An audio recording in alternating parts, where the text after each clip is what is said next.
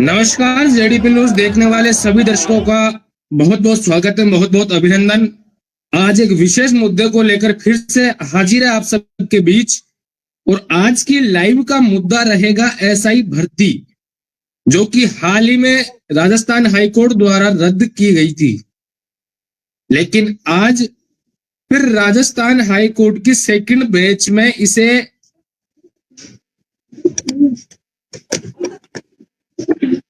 Stay ला दिया गया है। अब इससे कहीं ना कहीं कुछ लोगों में तो गम का माहौल है, और जो थानेदार बन गए थे उनके अंदर खुशी का माहौल है। इस पर आज चर्चा करेंगे, और चर्चा बहुत ही खास रहेगी, क्योंकि इस भर्ती के बाद कहीं ना कहीं नेताओं के जो वीडियो वायरल हुए, कहीं ना कहीं नेताओं की जो बयानबाजियां हुई, वो कहीं ना कहीं देखने लायक थी। और उसके बाद दोनों ही नेताओं द्वारा प्रेस कॉन्फ्रेंस कर एक दूसरे के प्रति अपनी भाईचारा निभाने की कोशिश की गई, वो भी पब्लिक के अंदर देखने लायक थी। हमारे साथ जुड़ चुके हैं राजनीतिक विशेषज्ञ दिनेश जी। दिनेश जी, सबसे पहले तो आपका स्वागत है जेडीपी न्यूज पर। नमस्कार। नमस्कार। आज पूरे मामले पर स्टे आया है, क्या कहना चाहोगे पूरे मामले पर? देखिए सूरज जी, जब इस भर्ती को रद्द करने की घोषणा हुई थी उसी समय हमने लाइव किया था साथ में मिलकर, और उस समय भी मैंने आपसे कहा था कि ये जीत पूर्ण जीत नहीं है, क्योंकि कोई भी न्यायप्रिय व्यक्ति, मैंने आपको उस दिन भी कहा था कि कोई भी न्यायप्रिय व्यक्ति ये नहीं चाहेगा कि किसी बेकसूर के साथ अन्याय हो। और यहां तो एक बेकसूर नहीं है, यहां 800 लोग बेकसूर साथ में पिस रहे थे। तो निसंदेह ये होने वाला था, उस दिन भी हमने ये बात कही थी, और यही न्याय है। इसे अगर कुछ लोग, क्योंकि बहुमत लोगों के पास ज्यादा है, इसे रद्द कराने वाले लोग बहुतायत में ज्यादा है। 859 के आसपास कुछ भर्ती थी, और लाखों की संख्या में जब फॉर्म भरे गए, और जो लोग पीछे रह गए, जो इस भर्ती का लाभ नहीं उठा पाए, वो तो यही चाहते होंगे, भगवान से प्रार्थना करते होंगे, अगरबत्ती करते होंगे, धूप बत्ती करते होंगे, और येन कैन प्रकैन उनकी दिल की इच्छा यही होगी कि ये भर्ती रद्द हो जाए और उन्हें एक बार फिर से भर्ती परीक्षा में बैठने का मौका मिल जाए, और वो भर्ती परीक्षा दे पाए और फिर से अपनी एक बार किस्मत आजमा पाए। पास होए ना होए ये दूसरा पहलू है, लेकिन कैसे भी करके होता है ना कि वो तालाब में जो मेंढक होते हैं, एक मेंढक, जो तालाब के जो मेंढक होते हैं, वो किसी भी मेंढक को बाहर जाते हुए देखकर बर्दाश्त नहीं कर पाते। तो जो फेलियर लोग थे, जो नहीं पास हो पाए, जिनकी मेहनत में कुछ कमी थी, उन लोगों ने भरसक प्रयास किया इस भर्ती को रद्द कराने का, लेकिन फिर भी फिर से इस पे स्टे लिया है। एक एकल पीठ ने तो ये जारी किया था, जो इन्होंने, मतलब एकल पीठ ने, जो हाई कोर्ट की जो एकल पीठ है, उसने ये आदेश जारी किया था कि भाई भर्ती परीक्षा रद्द की जाती है, लेकिन वो पूर्णतया रद्द नहीं थी। अब कंबाइंड बेंच ने इस निर्णय को वापस रखा है, सरकार से मांग रखी है, परीक्षार्थियों से जो मांग थी, जो रद्द करवाने के पक्ष में थे, जो बच्चे थे, छात्र, उनसे आरपीएससी से सबसे जवाब मांगा है क्या किया जाना चाहिए, और जो उचित होगा, जो बढ़िया निर्णय होगा, वही सरकार लेगी। ब्राह्मणों की सरकार है, किसी भी प्रकार से स्वार्थी सरकार इसे नहीं कहा जा सकता। सबके हित में, सर्वजन हिताय और सर्वजन सुखाय की, सभी का हित हो, न्याय स्थापित हो, उस प्रकार का कार्य भजनलाल सरकार द्वारा किया जाएगा। और खुशी है कि सरकार ने मतलब कहीं ना कहीं न्याय जीवित है और न्याय मिला है लोगों को। साथ ही साथ उन नेताओं को जो इसका श्रेय लेने के लिए जिस प्रकार भर्ती रद्द हुई और तुरंत एक श्रेय लेने की होड़ मची और हमने एक अलग ही प्रकार की राजनीति राजस्थान के इतिहास में हमें देखने का अनुभव हुआ। किस प्रकार से छोटे बच्चों की तरह मैंने गेंद नहीं फेंकी, उसने गेंद फेंकी, वो कुर्सी के नीचे छुप गया, मैं कुर्सी के नीचे नहीं छुपा, उसके साथ ये है, उसके साथ वो है। छोटे बच्चे जिस प्रकार से लड़ते हैं किसी खेल में हार जाने के बाद, वैसे लड़ाई भी हमने राजनेताओं की, दो प्रमुख राजनेताओं की यहाँ देखी। इसमें मैं किरोड़ीलाल जी मीणा का तो मैं कहना चाहूंगा कि भाई उन्होंने तो भर्ती रद्द कराने की कभी मांग नहीं की थी। हाँ, पेपर लीक के मामले में कभी किसी भी कोई भी व्यक्ति जो लिप्त है उनको कठोर से कठोर दंड देने की और उन्हें गिरफ्तार करके सारी भर्ती परीक्षाओं पे जो उन्होंने मांग की थी उस मांग के आधार पे सरकार ने कार्रवाई भी की, न्यायालय ने न्याय भी दिया। अब फिर से एक जाति विशेष के जो नेता कहे जाते हैं राजस्थान में, उनके द्वारा एक मांग रखी गई कि बड़ी संख्या में लोगों को इकट्ठा करके, छात्रों को गुमराह करके, कि अगर वो उस नेता के साथ आ जाते हैं तो कहीं ना कहीं एक राजनीतिक लाभ मिलेगा, छात्रों को भी राजनीतिक लाभ मिलेगा और ये भर्ती प्रक्रिया पूर्ण रूप से रद्द कर दी जाएगी। तो एक दंभ भरने का, एक छात्रों को अपने पाले में रखने का जो एक कूटनीतिक चाल थी हनुमान बेनीवाल जी की, तो वो कहीं ना कहीं आज धराशायी होती हुई नजर आ रही है। और फिर से अब देखना ये बढ़िया रहेगा, देखना दिलचस्प रहेगा कि आने वाली राजनीति किस प्रकार से करवट लेती है। जी आएंगे, आपके बयानों पे भी आएंगे, भी चर्चा करेंगे, पर उससे पहले आपने जिस प्रकार कहा कि सर्वजन हिताय सर्वजन सुखाय की सरकार है, सभी के हित के ध्यान में रखते हुए फैसला होगा, और कहीं ना कहीं अभी तक इस पूरे मामले पर कोर्ट में चर्चा होना बाकी है और विधानसभा में भी इस मामले को नेता वो शिव से विधायक रविंद्र सिंह भाटी ने भी इस मामले को उठाया है, पर कहीं ना कहीं सरकार का पूरी तरह से अब तक इस मामले पर कोई पक्ष नहीं आया है। इस पर क्या कहना चाहेंगे? देखिए, सरकार तटस्थ है। सरकार ना उन लाखों बच्चों के जो मन में जिस प्रकार से उन्हें भ्रमित किया गया, उनके मन में एक लोभ लालच का जो पर्दा उनकी आंखों पे लगाया गया, उन्हें वहां इकट्ठा किया गया जयपुर में, तो उस पर्दे को देखते हुए वो भी अनभिज्ञ है। ये जो छात्र हैं ये भी अनभिज्ञ हैं, ये न्याय की राह पे नहीं चल रहे हैं, ये इस समय बस अपना हित देख रहे हैं, कैसे भी करके ये भर्ती रद्द हो जाए और हमें एक बार मौका मिल जाए। तो वो भी गुमराह हैं। यहाँ इन बच्चों ने जो मेहनत करके जो परीक्षा में पास हुए हैं, जो नौकरी लगे हैं, उनकी भावनाओं को वो लोग नहीं समझ पा रहे हैं, उनकी भावनाओं को सरकार भी देख रही है।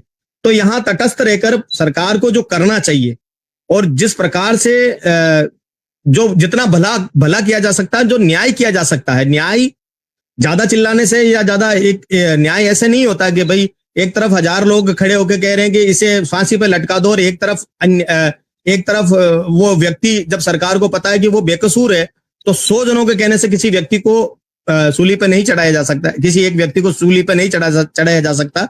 यहाँ संख्या मायने नहीं रखता है, यहाँ न्याय मायने रखता है। एक व्यक्ति के कहने से भी अगर उनके पक्ष में फैसला जाता है, अगर सारे तथ्य सारे सबूत उनके पक्ष के हैं, तो उनके साथ अन्याय नहीं किया जा सकता। और सरकार इस समय तटस्थ है, बिल्कुल तटस्थ ही होना चाहिए। सरकार ऐसे ही होनी चाहिए, किसी एक का पक्ष ना लेते हुए। जो न्यायिक प्रक्रिया होती है, उस न्यायिक प्रक्रिया पे चलते हुए अपने प्रजा के साथ, अपने बच्चों के साथ, अपने भविष्य के साथ, ये बच्चे जितने भी ये सब देश के भविष्य हैं, राजस्थान के भविष्य हैं, तो इनके साथ सही से न्याय हो और न्याय इन्हें भी ज्ञात हो। न्याय होने का मतलब ये नहीं कि किसी के साथ, एक के साथ न्याय होता तो दूसरे के साथ लोग ये समझ ले कि अन्याय हुआ है। यहाँ न्याय का मतलब न्याय होना चाहिए। जिनके साथ अन्याय हो उनको भी पता होना चाहिए कि हमारे साथ ये जो न्याय हुआ है ये किस तरीके से हुआ, तो उस दिशा में आगे बढ़ रहे हैं, सरकार भी आगे बढ़ रही है।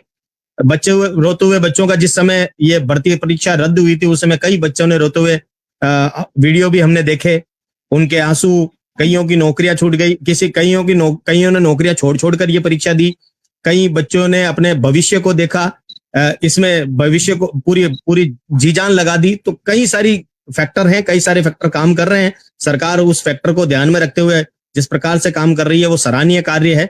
इसमें सरकार को किसी भी प्रकार से घेरने का कहीं कोई नहीं बनता है। ठीक है, राजनीति करने वाले लोग राजनीति करेंगे, भ्रमित करने वाले भ्रमित करेंगे और लोगों को लड़ाने वाले या सरकार के खिलाफत करवाने के लिए जिस प्रकार से प्रयास राजनीतिक कार्य में किए जा सकते हैं, भाई अपनी दुकान का माल अच्छा बताकर दूसरे की दुकान को बुरा बताना तो राजनीति है और ये धंधा है, ये तो चलता रहेगा। ठीक। पूरे मामले के बाद कहीं ना कहीं हनुमान बेनीवाल का जोश देखने लायक था, उनके समर्थकों में भी खुशी का माहौल था। बाद में आया तेजाजी का मेला, और तेजाजी का मेले में उनका जो बयानबाजी थी वो देखने लायक थी। उन्होंने कहीं ना कहीं युवाओं में जोश भरते हुए कहीं नारे दिए, और एक वीडियो तो सोशल मीडिया पर यह भी वायरल हुआ कि आने वाले समय में राजस्थान में वापस सरकार बनेगी और कहीं ना कहीं हमारे 30 से 40 एमएलए होंगे। आपको लगता है हनुमान बेनीवाल की सरकार बनने जा रही है 2000 आगे वाले चुनाव में? देखिए, राजनीति में शायद इन लोगों को अभी तक नहीं पता है, ये राजनीति में गुंडागर्दी का कोई स्थान नहीं है। लोकतंत्र में गुंडागर्दी का कोई स्थान नहीं है। जिन लोगों ने भी गुंडागर्दी करने की कोशिश की, जिन लोगों ने न्याय को अपने पैरों तले रौंदने का प्रयास किया, उन लोगों को औंधे मुंह गिरना ही पड़ा है। राजनीति में हमने कई बड़े बड़े वृक्षों को धराशायी होते हुए देखा है। तो जिस प्रकार से तेजा मेला में जो इनके बयानबाजी थी, पुलिस को लेकर जिस प्रकार के बयान दिए गए थे, प्रशासन उन्हें रोकने का प्रयास कर रहा था, जिस प्रकार से उन्हें लताड़ा गया, इनका एक स्वभाव बन गया है। इनको ये लगने लगा है कि हमसे बड़ा कोई नहीं है, सर्वोच्च यही है। तो ये एक गलतफहमी है।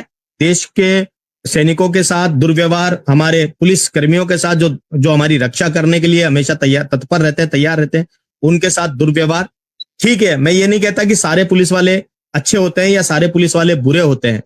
कुछ होते होंगे जिनका जमीर इन नेताजी जैसा होता होगा, तो वो हो सकता है कि जनता के साथ दुर्व्यवहार करे, लेकिन उनका भी एक तरीका है उन्हें सजा देने का या उनसे वार्तालाप करने का एक तरीका है। अब लोकतंत्र में हर कोई भेंट चढ़ता है, हर गुनहगार को सजा मिलती है और हमें उसका अनुसरण करना चाहिए। खुद एक लोकसभा के सदस्य होते हुए रहते हुए अगर इस तरह की हरकतें करते हैं, तो इससे जो जनमानस है या जो उनके फॉलोअर्स है, उनके मन में भी कहीं ना कहीं इस प्रकार की भावना। और उन्होंने तो खुला कहा था कि भाई जेल नहीं रह सकते क्या, जेल को अपना घर बना लो, हैं, जेल भेजो, बच्चों को जेल भेजो, नेता बनाओ। अरे नेता बनाने से क्या होगा? घर चूल्हा चलेगा? इस प्रकार के नेता तुमने खूब सारे छोड़ रखे हैं, क्या हुआ उनका? खूब सारे नेता बनाए, राजस्थान को जगह जगह से त्राहीमाम, जगह जगह लड़ाई झगड़ा, नशाखोरी, ये सब चीजें चल रही है। जेल भेजोगे, नशाखोरी सीखेंगे, उल्टे धंधे सीखेंगे, कुछ नेता बन जाएंगे, एक दो तो चलो नेताजी के कहने से नेता ही बन जाएंगे, लेकिन बाकी के लोग नेता थोड़ी बनकर बाहर निकलेंगे। जेल में कोई अच्छे लोग थोड़ी रहते हैं, कोई रेपिस्ट बनकर बाहर निकलेगा, कोई तड़ीपार बनकर बाहर निकलेगा कोई। तो इस प्रकार के बयानों से भी नेताजी को बचना चाहिए। ये नेता मतलब समाज को शोभनीय बयान नहीं है, और मैं तो बस नेताजी को सद्बुद्धि मिले, इसी भगवान यही भगवान से प्रार्थना करता हूं। नेताजी का एक बयान सोशल मीडिया पर पिछले दिनों काफी वायरल हो रहा है, जिसमें वो बोल रहे हैं कि जो एसआई भर्ती में पास हुए हैं, अगर ये भर्ती कैंसिल हो गई और उसके बाद वो घर पे बैठ गए, तो या तो वो तैयारी करे दोबारा नई भर्ती में लग जाए, और या फिर वो आरएलबी ज्वाइन कर ले, और आरएलबी ज्वाइन करने के बाद मैं उन्हें या तो एमएलए बना दूंगा, और या फिर इसी प्रकार अगर वो घोटाले करते हैं या इसी प्रकार का कोई कृत्य करते पकड़े गए तो मैं उन्हें धक्का देकर बाहर निकाल दूंगा। इस पर क्या कहना चाहेंगे?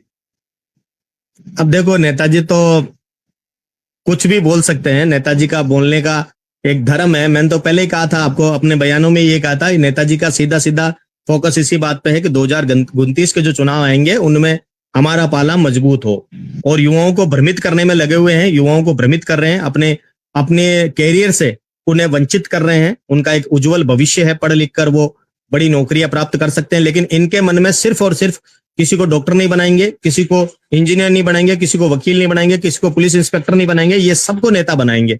ये पूरे राजस्थान की जो जनसंख्या है, उस पूरी जनसंख्या इनके साथ हो जाए, एक बार जेल चली जाए और सबको ये नेता बना देंगे।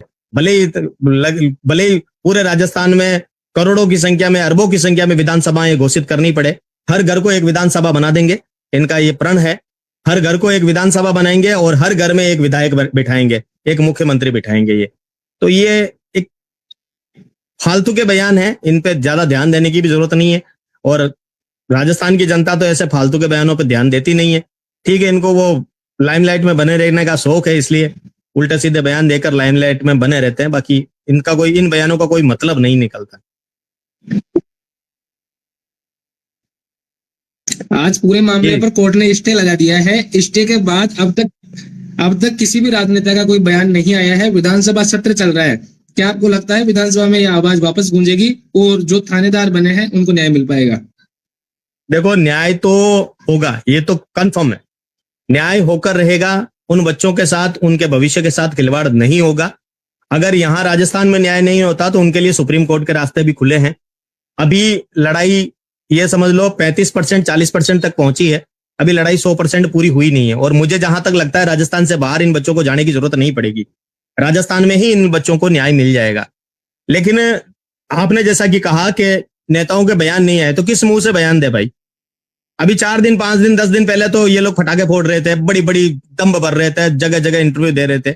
अचानक एकदम से वो बोलते हैं ना, जज्बात बदल गए, वो चीजें हो रही है। वो जो एक मीम्स चलता है, तो अचानक से इनके दिल के भाव बदल गए। और अब किस मुंह से जवाब दे? ज्यादा से ज्यादा 1-2 जने के जवाब आएंगे और यही जवाब आएंगे कि हम अंतिम समय तक लड़ते रहेंगे। लेकिन अब लड़ाई लगभग समाप्त हो चुकी है। अब कोई भी इस तरह की फालतू की लड़ाई ना तो लड़ने का प्रयास करेगा, ना और कोई बात। ठीक है, हम भी चाहते हैं पेपर लीक में जो भी व्यक्ति है उन्हें गिरफ्तार किया जाए। पेपर लीक से जुड़े हुए जितने भी, चाहे कोई बड़े से बड़ा नेता भी क्यों ना हो, उन्हें गिरफ्तार किया जाए। और जिस प्रकार से किरोड़ीलाल मीणा जी ने कहा था कि एक आरएलपी की कोई महिला अध्यक्ष भी थी, तो किरोड़ीलाल जी मीणा जी से भी निवेदन रहेगा कि अब, क्योंकि चोर चोर मोसारे मोसारे भाई, सबको छुपा छुपा कर मत करो। बच्चे, देश की जो युवा हैं, वो ये तो अच्छी तरह से समझ चुके हैं कि कोई ना कोई खिचड़ी तो पक रही है, कोई ना कोई खिचड़ी चल रही है। तो हम चाहते हैं कि वो खिचड़ी जनता के सामने आए और जो भी इसमें दोषी हैं उन्हें कठोर से कठोर दंड दिया जाए।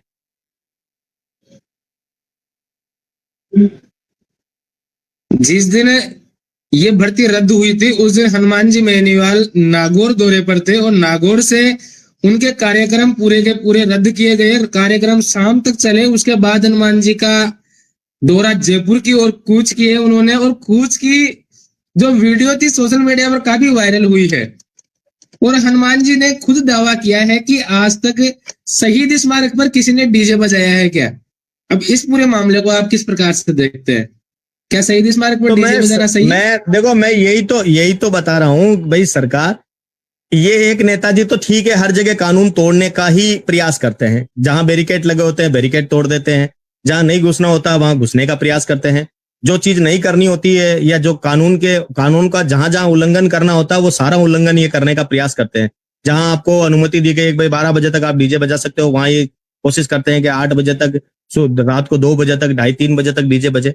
तो ये चीजें, ये इनका ये स्वभाव है, ये इनका खुद का ये स्वभाव है कि ये हमेशा अराजकता जितनी ज्यादा फैले, जितनी ज्यादा कंट्रोवर्सी हो, जितने ज्यादा लोग इनको एक हुड़दंग करते हुए नेता के रूप में देख पाए, उतना ये हुड़दंग करने का प्रयास करते हैं।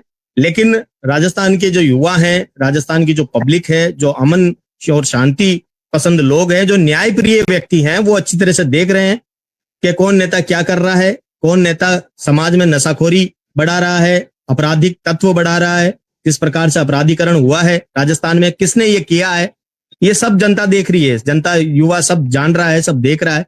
अच्छे भी युवा हैं, बुरे भी युवा हैं, और समय आने पर सबको जवाब भी दिया जाएगा।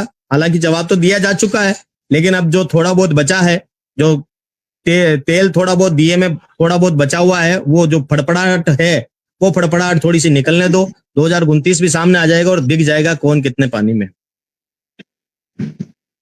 दिनेश जी, किरोड़ीलाल मीणा जी ने उस दिन दावे किए थे कि अभी तो बहुत कुछ देखना बाकी है। अब आपके हिसाब से क्या क्या देखना बाकी रह गया? कौन कौन पकड़ में आ सकता है? बहुत दिखाएंगे। वो बहुत दबंग टाइप के नेता हैं। उन्होंने धार ली तो धार ली, फिर वो पीछे नहीं हटते हैं। क्योंकि मैंने देखा है कि उन्होंने जैसे ही कहा था कि अगर दौसा वाली सीट वो नहीं जिता पाए तो वो इस्तीफा दे देंगे, तो उन्होंने इससे पीछे हटे नहीं। वो उन्होंने तुरंत इस्तीफा दे दिया था। अब वो अलग बात है कि भजनलाल जी या कैबिनेट सरकार ने वो इस्तीफा मंजूर किया नहीं किया, वो एक अलग बात है। लेकिन ये मतलब कह दिया तो कर दिया। तो बड़े दबंग टाइप के नेता हैं और वास्तव में राजस्थान की राजनीति में बहुत कुछ देखने को मिलेगा। अभी तो शुरुआत हुई है, अभी तो द्वंद्व शुरू हुआ है। आगे आगे देखिए होता है क्या। उस दिन एसआई भर्ती रद्द हुई थी, उसी दिन हनुमान बेनीवाल जी ने शाम को जयपुर से प्रेस कॉन्फ्रेंस की थी और प्रेस कॉन्फ्रेंस में पत्रकार द्वारा सवाल पूछा गया था कि अगर जो थानेदार है वो अगर आगे कोर्ट में बढ़ते हैं और अगर भर्ती रद्द नहीं होती है तो उसके बाद आपका कदम क्या होगा। तो हनुमान जी ने कहा था कि वापस वही धरती हमारी और वही युवा और वही झंडे तैयार है। क्या आपको लगता है हनुमान बेनीवाल जी वापस धरना चालू करेंगे? देखो, लगता तो नहीं है, फिर भी कहा कुछ जा नहीं सकता। लगता तो नहीं है कि अब फिर से वापस उस तरह का आंदोलन या उस तरह का धरना प्रदर्शन किया जा सकता है, क्योंकि इतने दिन तो क्या है कि हम लोग एक फेस देख रहे थे, ऐसा ही भर्ती रद्द हो, ऐसा ही भर्ती रद्द हो, ऐसा ही भर्ती रद्द हो। लेकिन अब जैसे ही ऐसा ही भर्ती रद्द हुई और जो ऐसा ही वास्तव में लगे हुए थे उनके जो वीडियो सामने आए, उन वीडियो के बाद में ये तय हो गया और राजस्थान की जनता ने भी उनके मार्मिक वीडियो देखे हैं। राजस्थान की जनता ने देखे हैं, कोर्ट कचहरी ने भी देखे होंगे, कई सारे वकीलों ने भी देखे होंगे, राजनेताओं ने भी देखे होंगे। तो ये एक बड़ा इशू है। आ गया था, चित्र निकल गयो, सूरज करने गयो। ठीक है दिनेश जी।